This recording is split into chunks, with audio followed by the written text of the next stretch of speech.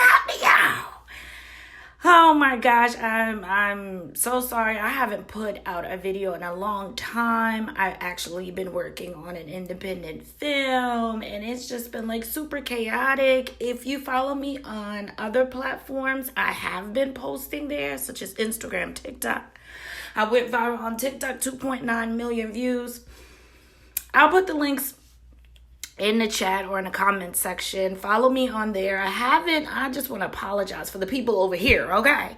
I have not really been posting. I just been like super busy, and I'm doing this voiceover too because I'm not feeling too well and I don't feel like slapping on my Sheen wig and reaching out to y'all. I'm gonna reach out to y'all behind this damn picture, this Polaroid, okay? Now, as I have this thumbnail up, go away, Robert, go away. As you guys all know, shout out to those that have commented, liked, and shared the previous video of Housewives of Potomac. It wasn't a review of the episode, but it was really a review of a situation that happened on Potomac, and I was giving my commentary on that. Y'all know I do not watch this show, but this video, I will just be talking about the clips that have reached across my desk. I would also be talking about other YouTubers' reviews on this show. Where the hell do we start? We start with the colorism. That's what we start with, okay? So there's 3 clips that I want to show you guys. Oh my God. But first, I want to say, after this video, I want you guys to go ahead and view the trailer for A Motherless Child. I will put the link in the chat. It is a great independent film. We're actually going to start working on the short film, not just the trailer. We just put the trailer out just to see what people think.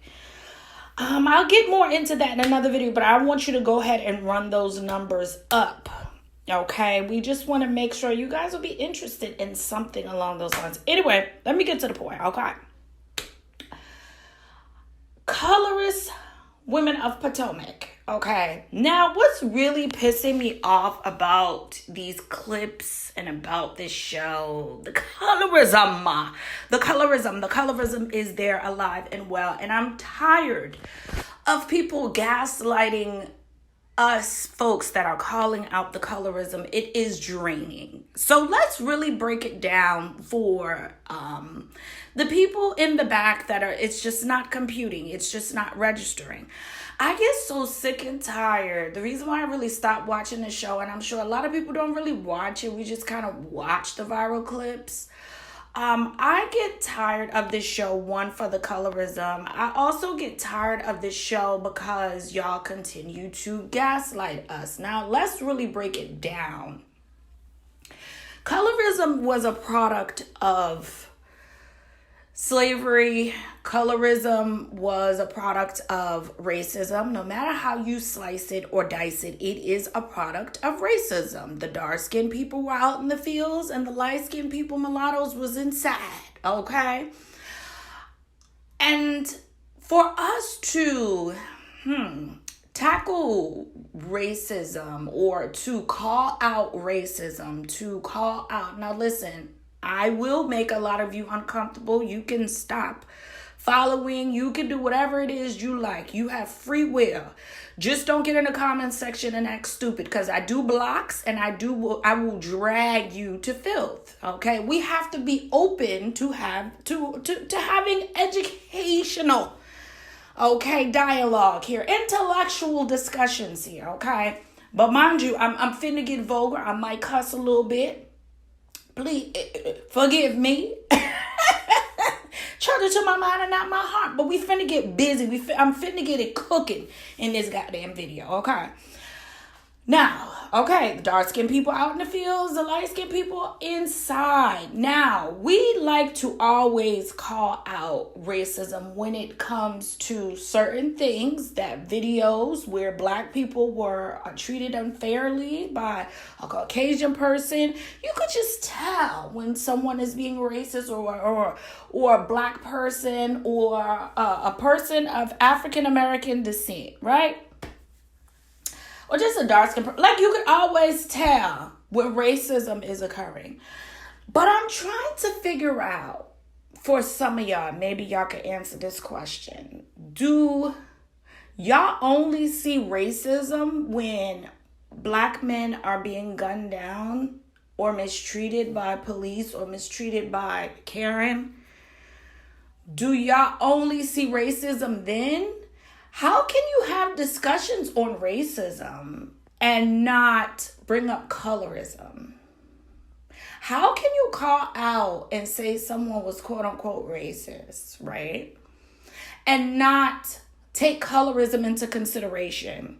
How could y'all fix your lips and say that Candace and Wendy are using colorism as an excuse? Y'all tired of talking about the colorism topic. Do y'all know racism and colorism go hand in hand? First of all, colorism is going around across the globe, okay?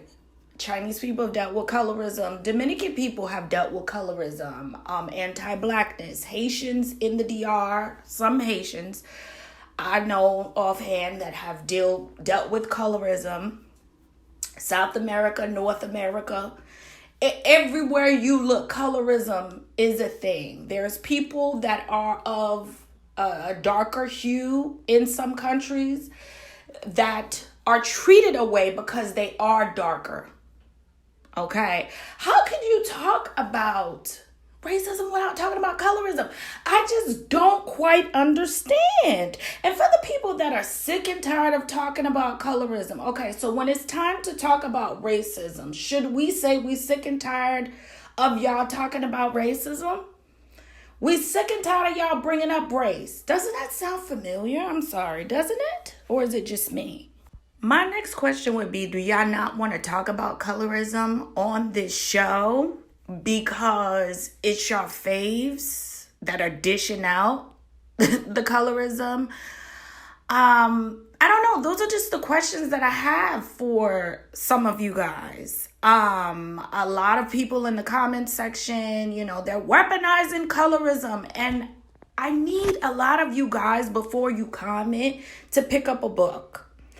Now, that brings me to picking up a book and educating yourself. How the hell we have smartphones and a lot of y'all don't even Googles, okay? What Wendy meant in this clip. Let's talk about it.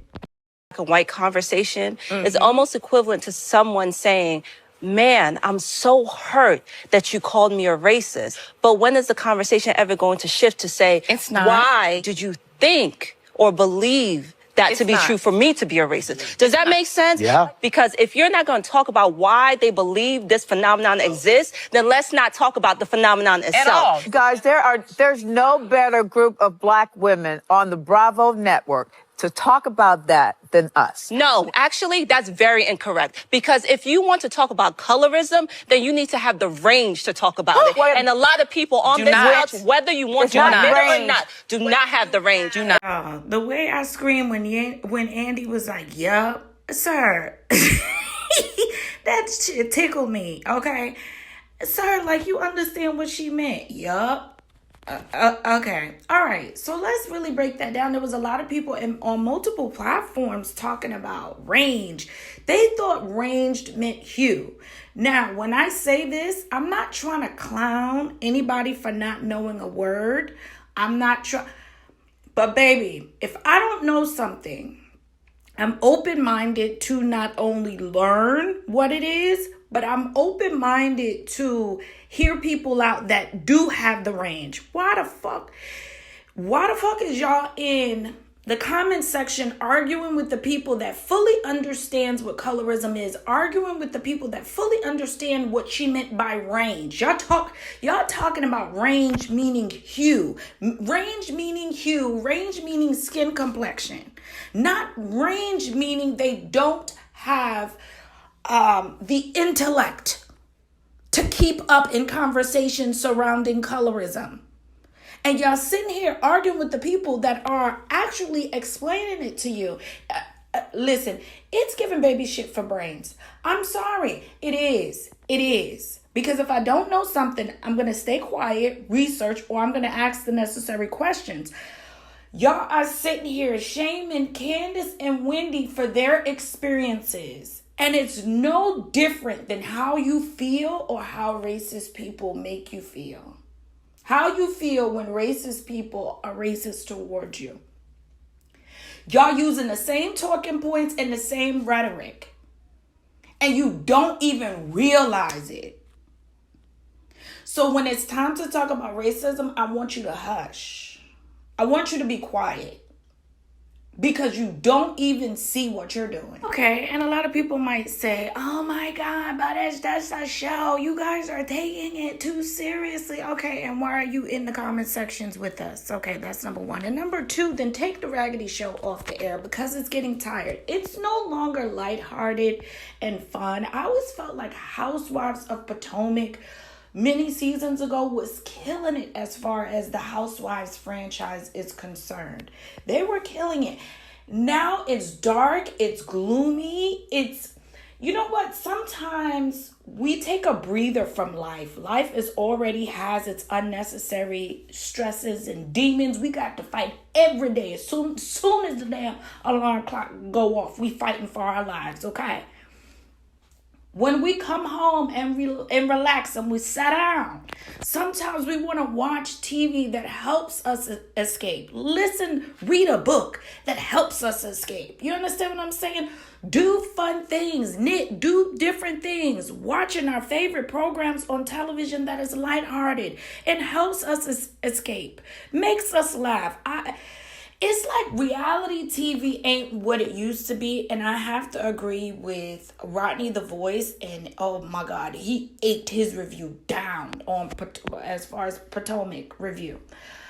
I would have to agree with him. It's just like reality TV. Y'all not cooking like y'all used to. You understand what I'm saying? And my friend Kenya made a great point. We had Jocelyn Hernandez. Like, that was scandalous what Stevie J and the rest of them was doing and the men was doing over there. But it didn't take us to a dark place. There was shade throwing. People was getting it in. But you know what? It didn't leave us in such a dark rut. I have to look at... That brings me to Gizelle and Robyn. It's something about Gizelle and Robyn outside of that has a lot to do with colorism and all of that. But Gizelle, y'all allow her to sit up there. Hair, dreadful. Fashions, dreadful. Storyline, dreadful.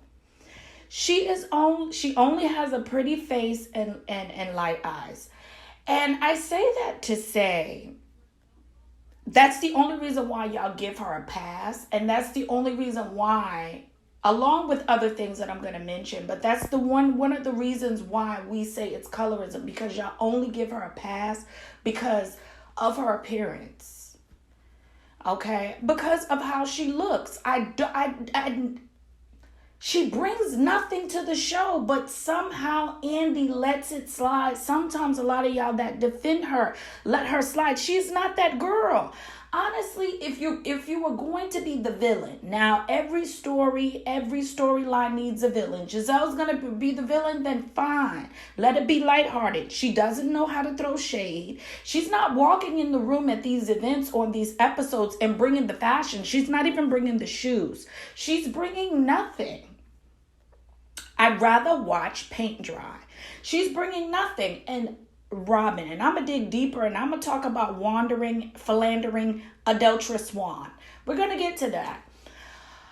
She brings nothing to the show, and because Robyn has such a low self-esteem, all Gizelle does is put her hand up Robyn's ass and just uses her as a puppet. You understand what I'm saying? And low-key bullies her without y'all even noticing it, and without Robyn even noticing it, because Robyn doesn't have a reason to not be those girls' friend. She's following the same toxic footsteps as Gizelle, but she's also has her toxic ways, and I'm going to touch on that as well. But Robyn gets to sit up there, and it's something about Robyn. It's just a light-skinned face and pretty eyes. She makes these nasty faces. She has this really dark, nasty disposition about her. The neck needs to be ironed out fully. The neck definitely needs to be taken to the cleaners. But I feel like she has this such negative, dark, oh my God, spirit about her that's just not right. She should have been off the show. The thing about it is, I don't know, y'all ever seen like a really, really pretty person? But then when you get to talking to them, you're like, you have a nasty spirit. No wonder you're alone. No wonder you appear to be miserable. You have a really nasty spirit. You're literally just a shell. You're really just a beautiful shell. There's nothing there. Now, I don't know this lady personally, but on the show, that's where it appears to be to me. And I've never really heard anybody talk fond of Gizelle, like, oh, she's just an amazing friend. I really don't hear the Housewives girlies having those conversations about Gizelle. I'm definitely going to get on Robyn's behind, but I want to talk about Gizelle first. So when people say that Candace and Wendy, are just weaponizing colorism, it brings me to what Gizelle has been doing, and I didn't even realize to Rodney the Voice. I'm subscribed to his channel. I didn't even realize that he brought it up. He made a huge point, dropping receipts. Gizelle and Robyn have been speaking on colorism since day one, when they were questioning Katie and her race and who she was. And I feel like Gizelle likes to weaponize the simple fact that her daddy was in the civil rights movement. A lot of people were in the civil rights movement. What that got to do with you? A lot of people that were, there was a lot of people that were in the civil rights movement that we might have thought that they were for the people. Now, this doesn't go for her father because I really never looked him up in any way. But I know for a fact there were a lot of people in the civil rights movement that we thought that were doing it for the people, and they were doing it for their own selfish gain. They were doing it to be in close proximity to Caucasian women. Okay, they were doing it to be in close proximity to power, to having power over their own people. So let's clock it. Don't use your father as an excuse to excuse your colorist ways or what appears to be colorism. You can't do that because your father and whatever he did for the people has nothing to do with you. And this is no disrespect to her father at all, because losing a parent is extremely hard, but you can't do that. Use what he did and the legacy that he created. You can't use that as an excuse to dismiss your internalized anti-Blackness. You just can't do it. That brings me really to talk about the simple fact that she has been doing this since the beginning with Katie. Also, having security when Monique fought Candace. Oh, she's aggressive. Get her off the show. She's aggressive. She's this. Monique was every color in the book. Okay? Every damn color in the book. But Mia did the exact same thing, fighting Wendy, and y'all let it slide. Y'all let it go. And it really baffles me how they both start fights with the women on the show. And y'all basically pushed one dark-skinned woman out. And Mia is just, she gets a pass. So it's stuff like that lets the viewers know something ain't right here. But y'all been doing that a lot. You are able to sit up there and accuse Candace's husband of what? Imply he did what? Huh? And people hold you accountable. People with good sense that realize this ain't looking right holds you accountable. And Andy don't hold you accountable. Nobody else, production don't hold, the editing, people in the editing room don't really hold you accountable. And it makes me think, like, dude, Gizelle got something on these people, because how are they able to let her skate by this long when they didn't let Mariah skate by doing antics? Nene Leakes couldn't run around pulling these antics. So I'm just wondering, like, what kind of shit? How is she able to just skate by and gloss by and just just do whatever she wants to do and never be held accountable? You have no storyline. So you turn around and you accuse Candace's husband of what? That's the ultimate no-no. That is literally like the ultimate no-no. Then you turned around and doubled down on it instead of apologizing for it because you knew it didn't stick. The lady, the fake side piece, turned around and said that she was lying. Now that brings me to Robyn questioning Chris. Roll the bean footage, please. Juliana from Virginia Beach said, Chris, this year a woman came out online and claimed she had an affair with you and even had an abortion for you. Then a few weeks later said she made the whole thing up. What happened there? What was that? Had you ever met the person? No, I've never met this person. So the screenshots? I've never met this person. So she photoshopped screenshots from your account? I'll say it to you one more time. I have never met this person. Okay, you didn't meet her, but I don't know anything about screenshots. I would have ate Robyn's ass up. It is no way you could be able to question my husband about anything when you haven't even questioned yours. Talk about, so she photoshopped screenshots. Yes, Robyn, the same way we want to Photoshop you in a new wig. The same way we would like to Photoshop Wandering Wand behind you season after season after season. The same way we would like to Photoshop you out of this show. Photoshop, Beetlejuice. How dare you sit here and, oh my God, the way I would have had my foot down her throat, my foot in her mouth. Every time, she wouldn't even be able to breathe the same air as my husband. You giving everybody else's husband the smoke, except for your husband or your roommate or whatever he is to you today, Robyn. We don't know at this point. Denver's World Hair Care line, an all-natural hair and skincare line. We have amazing apple-cider tea tree root rinse for dandruff, all natural with all natural ingredients, and most importantly, affordable for you, your spouse, and even the kids. We also have the amazing papaya body oil, and baby, it smells amazing. Don't forget to head over to denverworldhaircare.com. Use promo code WINNING for 20% off to see all the amazing goodies. With good sense, know that this was a strategy late Robyn made up in her head to basically make it seem like Chris and Candace were lying about Chris's infidelities, which it doesn't exist that we know of, to try to hold Chris to the fire the same way we try to hold Juan to the fire. You want to try to hold Chris accountable. Hold Chris to the fire the same way Juan held his credit card to swipe for that hotel room? Allegedly. I don't know. Who paid Robyn? And this is what I'm saying. You can't even get your husband to show up for you. And I agree with Wendy. To take the heat off of you. To stand up and defend you. But you got smoke for somebody else. Couldn't be me, Candace. Couldn't be me. And quiet as it's kept, I'm not even a Candace fan. I'm really not. Not, though. But I see that something is wrong here. I see the hypocrisy. I see how one-sided it is. Even when, let's just take Ashley, for instance.